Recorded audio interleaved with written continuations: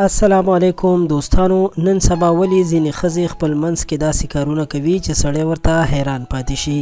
واقعا چې ستاسو لپاره به دا خبرې نوې وي چې ښځې داسې کوم کارونه کوي، خو نن در سره په دې ویډیو کې داسې معلومات شریکوم چې واقعا تاسو به ووایئ چې صحیح خبره ده. ډیر مهم او په زړه پورې معلومات مې تاسو ته راټول کړي دي، نو ویډیو خامخا تر اخره وګورئ چې د هر څه نه خبر شئ. ویډیو په نیمه کې مه پرېږدئ او زموږ چینل در سره هم سبسکرایب کړئ.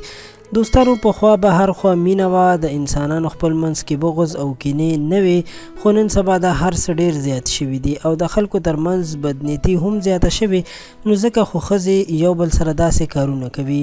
په دې کې وړومبی کار چې یوه ښځه د بلې سره کوي هغه دا دی چې کله یوه ښځه د ځان نه ډېره ښایسته ښځه وویني نو هغه نشي زغملی او ډېره زیاته ترې سوځي، یعنې هغه نشي برداشت کولی او فکر کوي چې ژوند ما سره بې انصافي کوي او همیشه په خپل قسمت باندې پړه اچوي چې قسمت مې ما سره بد کوي. حالانکې ښه به خوري، ښه به څکي او ښه ژوند به تېروي، خو بیا هم داسې فکر کوي چې زه د دنیا تر ټولو بدقسمته ښځه یم. او داسې هم کېږي چې کله د ځان نه بااستعداده ښځه وویني، یعنې یو ښځه چې هغه ډېره کاریګره او ښایسته وي، نو هغه هم نشي زغملی او دا ډېره بده محسوسوي او وایي چې زه هم باید دغسې کاریګره او تکړه ښځه وم او د بلې ښځې نه ځان ښه وښیي. خو په یاد ولرئ چې په هر حال باندې شکر ویستل پکار دي. دویم قسم ښځې هغه دي چې کله یو ځان ته څه واخلي، یعنې جامې واخلي یا بل کوم څیز واخلي، خو د هغې نورو ښځو ته اصلي قیمت نه وایي. که نورې ښځې ترېنه تپوس وکړي چې د دې څیز قیمت څه دی، نو دا به ورته ډېر ګران قیمت وایي.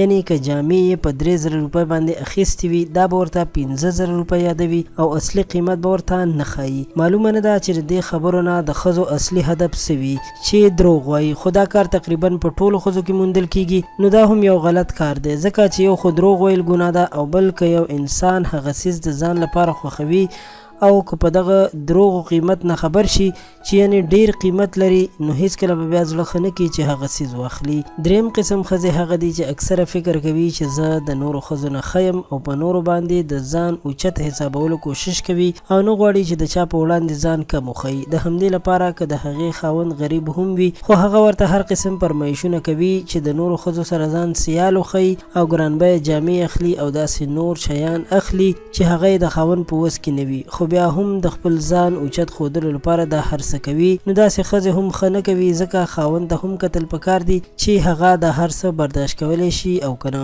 نو دوستانو، دا هغه 3 کارونه چې اکثر ښځې یو بل سره کوي. تاسو د دې باره کې څه نظر لرئ؟ خپل نظر راته کمنټ کې خامخا ولیکئ او له نورو په زړه پورې ویډیوګانو لپاره در سره خان کلیک چینل سبسکرایب کړئ. تر بیا د لوی الله په امان.